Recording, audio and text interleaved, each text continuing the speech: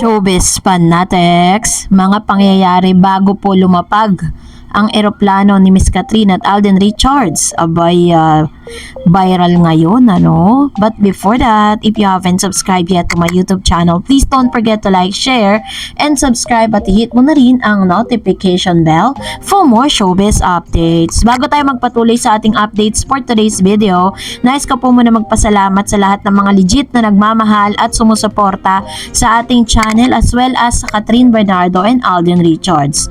Ang mga list po na inyong nakikita sa ating screen, ito po yung mga naka-schedule na black screening, no, para po meron po kayong copy, pwede nyo pong i-screenshot yan and tignan nyo po kung saan po kayo dyan malapit at yung designated date and places kung saan pwede po kayong kumontak, kung sino po yung contact person para dyan, dahil yung ilan sa mga fans po ni Alden Richards at ng ilang din ay talagang nakapwesto na para sa black screening. So almost meron na po tayong 30 cinemas black screening, wala pang November 13 yan. So abangan natin para naman sa mga taga-suporta ni Catherine at ng ilang mga fandom na talagang nagsasama-sama at nagtutulong-tulong para talagang mas dumami pa yung black screening dito po kay Miss Catherine at Alden Richards. And now, eto na, no, pag-usapan muna natin to kasi ito pong picture ni Mr. Alden Richards matapos po silang mapanood at makita talaga na napakaganda na nangyayari sa kanila pong relationship ngayon. Etong si Alden ang inaatake ng mga bashers kasi bakit daw tisoy ang tawag ng mama ni Alden Richards sa kanya, nagsisirculate po itong photos na ito na kung saan medyo maitim si Alden at ngayon ang puti-puti na. Kung sa totoo po talaga, si Alden sobrang puti po talaga niyan. Kaya po maitim siya dito sa photo na to dahil meron po o nagtitaping po siya o nagsishooting po siya ng kanyang proyekto na Jose Rizal. Kaya po sobrang itim niya doon. But it doesn't mean na talagang yun talaga yung kulay niya. Grabe talaga, no? Ganun talaga kapag po talaga nagpakita ka or parang nakita nila na napakaganda ng takbo ng relationship at ng career ni Alden at ni Catherine, diyan na po papasok yung mga bashers. Pero anyway, sino man nagpapatinag ang mga Katden fans at Katden, no, na nagmamahal kay Catherine para ipagtanggol silang dalawa. So ito pong isa sa mga resibo na lumabas ngayon kung saan viral at talagang trending po sa Twitter. Ang isa sa mga tagpo kung saan sila po ay confirm na magkatabi po sila sa isang business class airplane. Ipinost ko po ito sa akin pong Facebook page at ang dami pong nanghihingi ng updates with regards to this.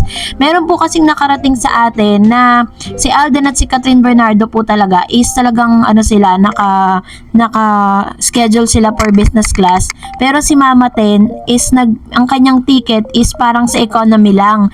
So dahil po hindi pumayag si Alden Richards na mahiwalay, itong si Mama Ten, ang ginawa niya is parang pina-convert niya yung plane ticket ni Mama Ten into a business class para magkakasama sila doon, no? Napakabait ni Alden at sagot po lahat yun ni Alden Richards.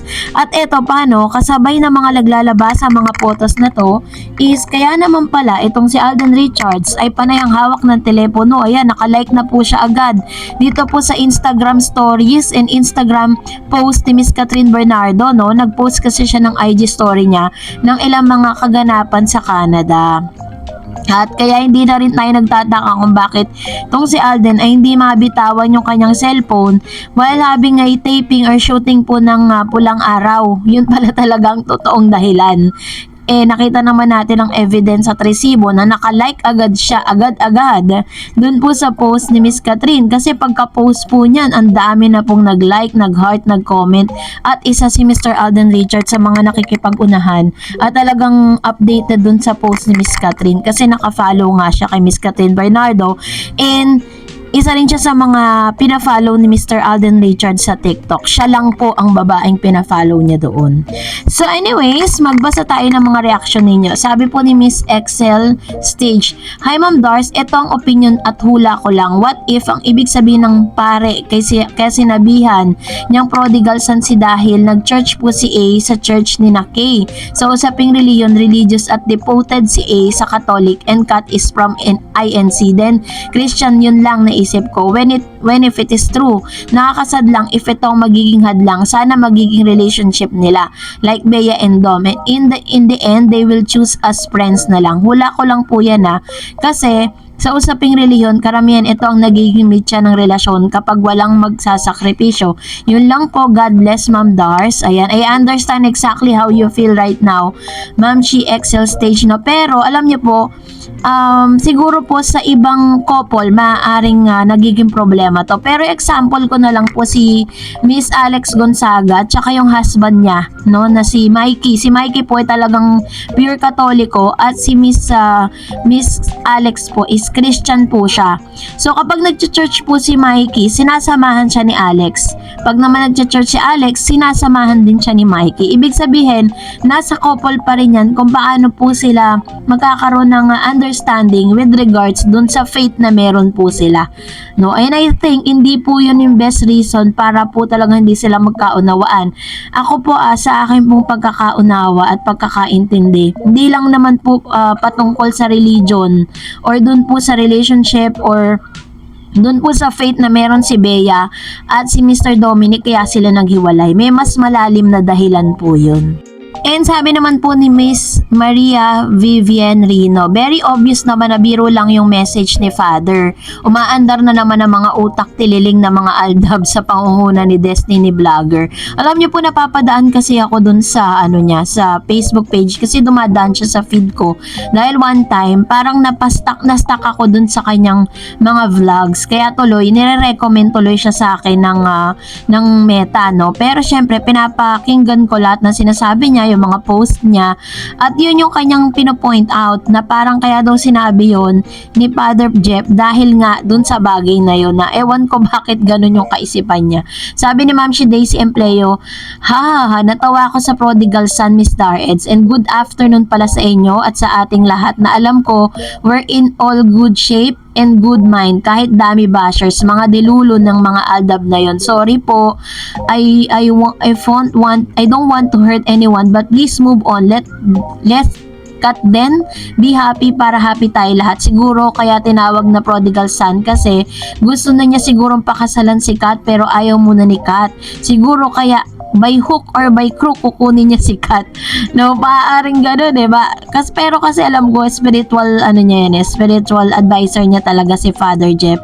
And katulad ng sinabi ko, baka kaya tinawag siyang gano'n kasi yung kanyang naging religious thing na ginagawa every month, nagpupunta siya kay Father Jeff, baka na-skip niya, kaya tinawag siyang prodigal son. And of course, sabi pa na Ma'am Shi, sorry, naisip ko lang, pero di ganon siguro yung pangako niya, maghihintay siguro siya, magawang gusto siguro agad-agad kasi parang ayaw niya nang humiwalay.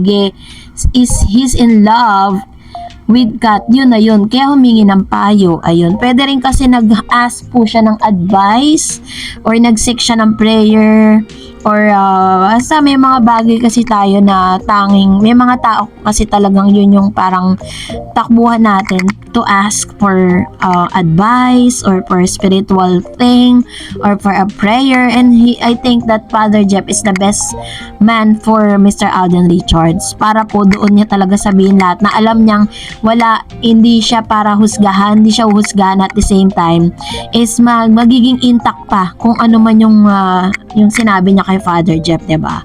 So, and sabi pa ni Ma'am Chi Simple say, thank you for the update. I can always count on you. Maraming salamat and God bless. Thank you din po Ma'am Chi Simple say sa inyo pong komento at salamat po sa inyong trust, pagtitiwala at palagian pong pagpanonood sa ating pong mga updates with regards to Catherine and Alden. And that's it for today. For more videos and updates, please don't forget to like and subscribe. And please don't forget to follow my Facebook page, Dareds TV. God bless everyone.